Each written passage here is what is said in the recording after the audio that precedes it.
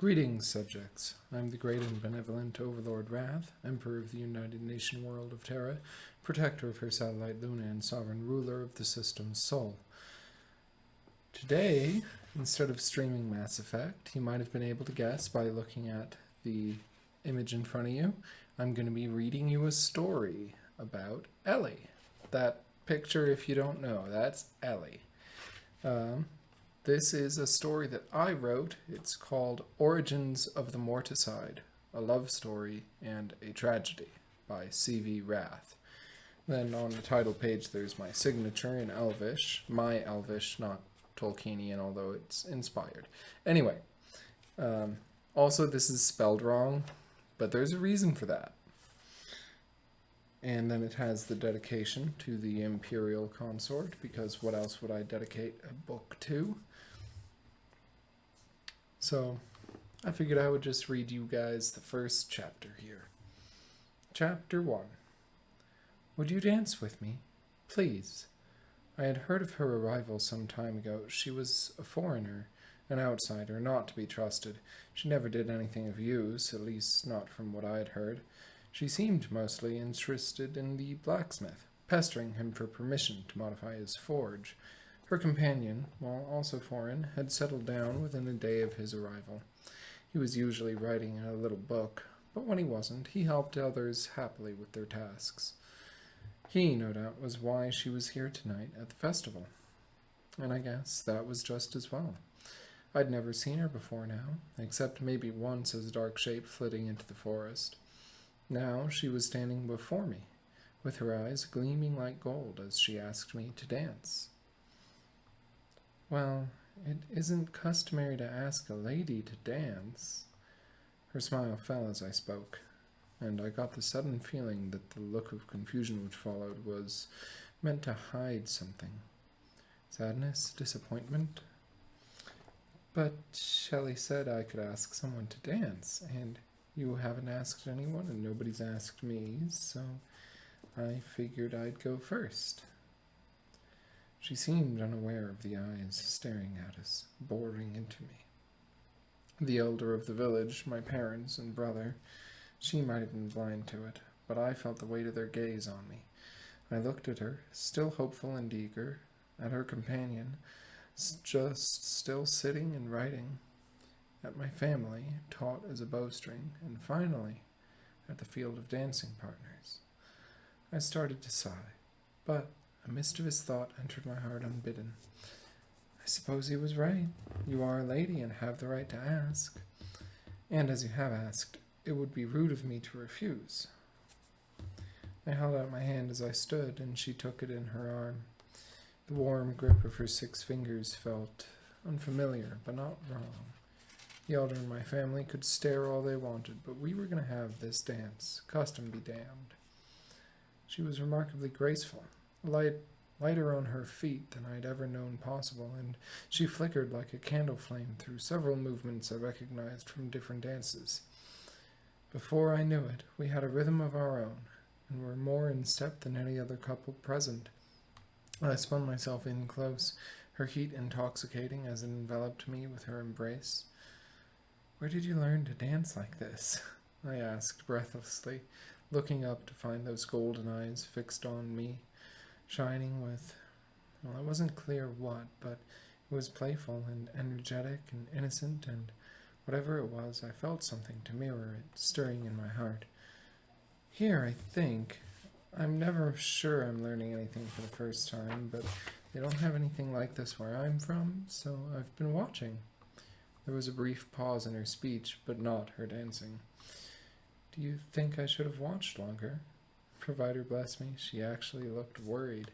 If you had, I don't think I could keep up, I said, joking and starting to laugh. Then a gasp escaped my lips when she tugged me into the intimate embrace of a wedded dance and started to slow down while my heartbeat unaccountably sped up. Is this one more your speed? Before I could answer, a hand tugged at my arm. Hey! As I was pried away, I saw a fierce anger kindle in her eyes. It was a flash of light, a cry of startled pain, and she slid her sword back into the scabbard she wore under her coat. The music had stopped. "What is the meaning of this?" The elder of our village was striding forward, and I saw my brother holding his cheek in shock. Blood smeared his face beneath his hand. "Traveler, explain yourself." "Oh, it's all right. I forgive them, and I don't think I hurt them much. Still, it should teach them not to..." She trailed off and held out a hand for me, as if suddenly keenly aware of my absence. I didn't take it until I looked at her face and saw there pain and fear. Something chilled my heart, and I quickly moved over to her side, taking her hand in mine. "When you came here, you said you were peaceful." "But I am." Ellie squeezed my hand, evidently trying not to raise her voice again. The elder went on, heedless of the interruption. "You make a mockery of our tradition by asking a lady to dance." "But I was told I could ask someone to dance with me, and they looked lonely."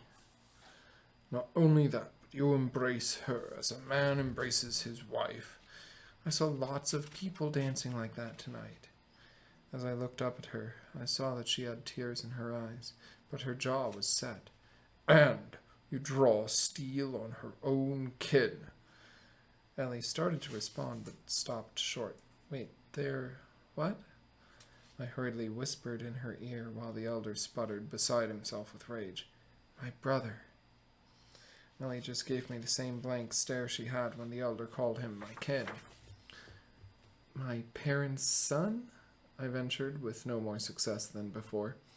Just then her companion padded softly up and exchanged a few murmured phrases in their own foreign tongue with her. She let go of my hand to cross her arms stubbornly, turning to the elder. "It doesn't matter who they are.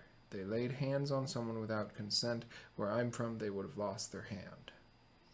I fussed over my brother's wound a little while she spoke, seeing that it was really nothing serious. "I was being merciful, just giving them that little scratch. They deserved every inch of it." Before the elder could respond to her, I turned towards him and spoke up. "Honored statesman, I believe that just as my brother sought to protect my honor, she was seeking to protect my life. Neither were in any danger tonight, though, and so neither of them should be punished.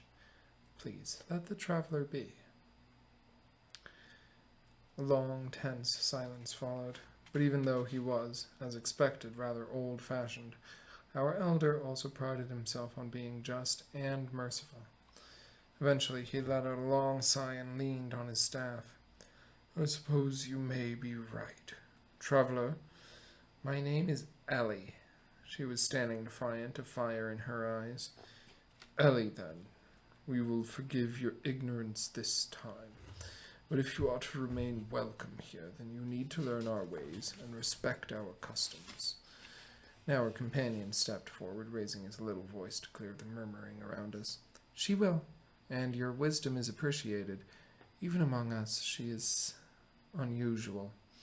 He glanced back at her for a moment, and I wasn't sure if I was seeing frustration or admiration. "But she never means offense." I took my chance to take my place at Ellie's side again, wrapping her hand in mine. She gripped it warmly at once, and I fought down a smile that would have been entirely out of place. "Then, if we settled all that, I still wish to dance, and I will dance how I will, and with whom I will." Even though he glowered at me as I spoke, the elder subsided and returned to preside over the rest of the festival with a grumble. Ellie guided me back into a dance as the musicians started playing again. Though she was keeping the pace a little slower this time, she kept a respectful distance between us. "I'm still not sure what that word means, by the way. Kin? Shalao told me that it means you have the same makers? Are you still young enough to know them?" I laughed and let her spin me round.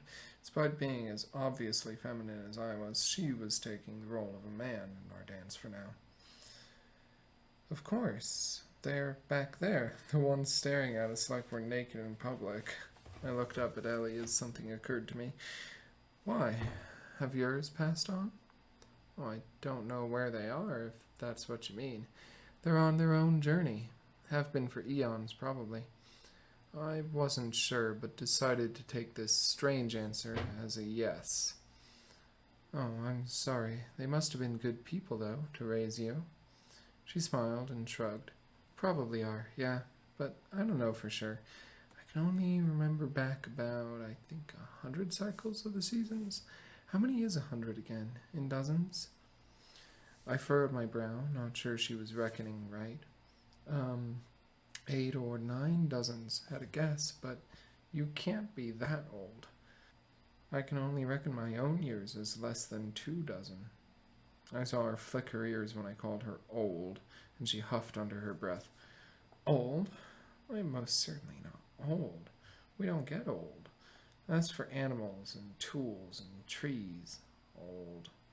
She paused, and I saw her eyes turn back toward the elder as if she was thinking about him differently now. Will you get old? Well, yes. And one day I will go to paradise. Not for many years, I'm sure. Our elder is nearly a cent. He's over 8 dozen years, and he's still healthy, so I have lots of time left. I laughed mirthfully and pulled her closer than propriety would strictly allow. Come, tell me you know of paradise. Even in your land it must be heard of. Well, I've never been there, but I could try, if that's where I'll be able to find you some day.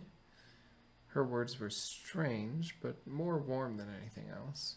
I pulled back for a moment, then I twisted her round into an embrace to end the dance. The warmth of her body and my arms sent a rush through me. If we keep dancing like this, I'm sure we'd both end up there sooner than necessary. I stepped, with more than a little reluctance, away from her, and smiled as quietly as I could manage. My family will be feeling my absence. I hope you remain a while, Ellie. With you here, I could do nothing else. When I turned and went back to sit with my family, my heart was beating hard in my chest, and I didn't think it was just from the exertion of the dance. Ellie had gone back to her companion, I saw, and she was talking animatedly with him about something. I hoped it was me. Alrighty, thank you, subjects, for joining me. As I said, that story that I'm writing is called The Origins of the Morticide, a love story and a tragedy.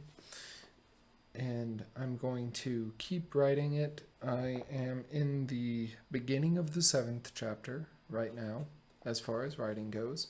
And I'm gonna keep posting videos on here about it. The artwork that you have been seeing in this video, that beautiful picture of Ellie, was drawn by an artist who uses the name Yuri Guba on For Affinity. They're an amazing artist, great to work with if you have need of a commission from somebody who can do that sort of work. Let me know and I will help you get in touch with them. Hopefully they get a few commissions out of this, but either way, I did talk to them about, some people actually make money on YouTube. I'm not planning to, but if I do, they will be getting a fair cut of the money I make off of YouTube using their artwork, because I plan to use more of their artwork. I'm going to be commissioning stuff from them as time goes on. So, thank you again for joining me, and have a wonderful day.